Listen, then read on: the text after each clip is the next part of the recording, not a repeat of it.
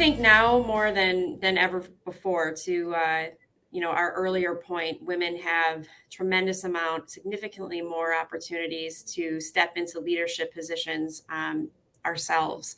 While we have a long way to go in terms of breaking through that glass ceiling, there are several women who are in stakeholders positions right now, including my CEO at Citigroup, Jane Fraser. She's the first female CEO in an American bank on Wall Street, which is tremendous. And she often uses the phrase that we are a city with a soul, that she really has tried to introduce structures and practices that are accommodating to women in families, so that they can have that work-life balance, whatever shape or form that looks like on a day-to-day basis. And I think organizations are integrating more structures to ensure that women and people of color are given more opportunities to succeed into stakeholder roles, whether that be being intentional in including us on succession slates,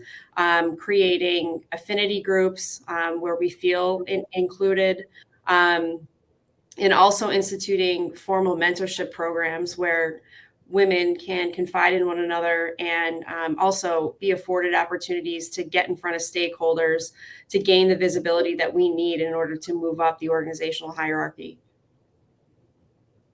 I love that city with a soul, Megan. And I feel like that part of it too, when we think about opportunities for women in business, is so often things that were maybe seen as weaknesses or negatives related to what it was like to be a woman was seen as a detractor. But now there's so much that has shown the social emotional skills, the ability to communicate, the ability to connect, to have empathy, that those are all business positives and help deliver greater results and cultivate greater relationships between employers, employees, customers, and organizations. And that leaning into what women can bring and the strengths that we have and the benefit that brings to the business, that's created more opportunities as well, and programs that invest in female entrepreneurs, companies that have structure in place to help elevate female leaders and to help build that pipeline. And so I think between that mindset shift and those structures and the type of mentorship programs you're talking about, it's definitely a step in the right direction. And then it becomes also just that kind of social contract that we all have with each other too, to try and help each other become our best and to have opportunities and to pave the way to make it easier for others that are rising through the ranks behind us. I think some, the bigger organizations are probably ahead, of some of the mid-size organizations that maybe don't have the, the people on board that can help move that conversation along. So I do feel that a lot of the bigger organizations are making faster strides than a lot of the, the medium-sized businesses. But I do believe that those businesses will be able to fly on the coattails of the bigger, businesses as they drive the conversation and keep bringing the conversation to the forefront. There's still, a lot that obviously can be done. And I think within the next 10 years, it's just going to keep growing. And it's just going to be a much more positive situation. Doreen, I think to that point too, when you think about sort of the Great Resignation and other things like that, the expectation, even for mid-size or smaller organizations, to create those career path opportunities for people. It's not just a nice to have. In many cases, it's becoming more of a must have if you want to attract talent who is going to be able to help the business thrive or the organization thrive. 100%. I know we've in our organization, we've made a ton of different changes just related to that whole topic. So that's a really good point.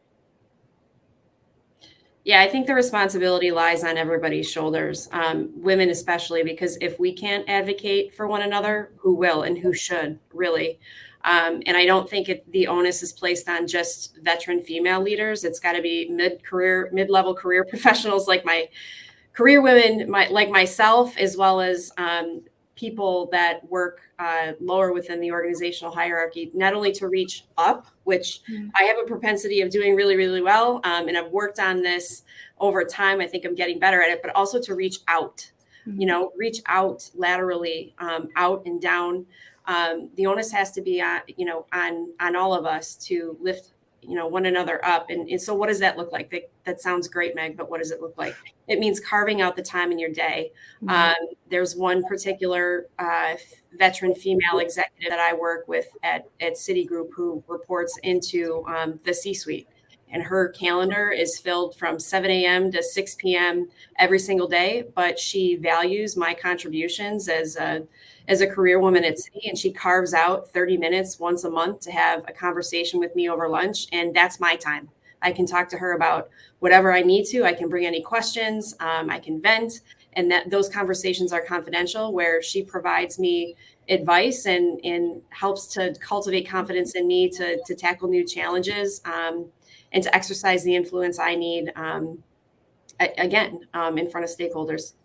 You know what, Megan, that's a really good point that you bring up, because a lot of people, a lot of associates, just my experience here, they are always looking for everything to be top down. What are you going to do for me to move forward? What are you going to do for me? And a lot of them don't take the ownership that it's on them to do the reaching out and, having the conversations. So what you just talked about is really, really important, because it's really not the employer's. Yes, the employer needs to have the structure for people to be able to raise up through the ranks, but it's really the onus is on you to put the effort in so that you will be looked at for those raising up the ranks. So that what you just said is a really, really good point. Thanks, Doreen. Yeah, I think to your point, career development goes both ways. The onus isn't on your boss all the time. Yes, it's on him or her to ask the right questions, expose you, put you in different stretch opportunities. But you, as a career woman, you've got to put your hand up. And I will tell you, this is really my anthem. I have never been the smartest person in the room, but I've always had my hand up, and I've always worked harder than anybody. And that's really why I've been able to persist and succeed and get more visibility, because my hand was always up. I may not have had the highest GRE scores, when I ventured into graduate school, but, I was always looking for opportunities. And I think that what a lot of women need to do a better job of is building the right relationships with different people, not only vertically with executives, but also, again, laterally and down. We have a responsibility to one another to help, and whether that, is a mentoring relationship, whether that's a sponsorship where you're working with somebody in a place of influence who can throw you in front of the right audiences, or if you're trying to help solve a problem within your everyday business with somebody below you, because we're all, at the end of the day, we're all working towards solving the same problem.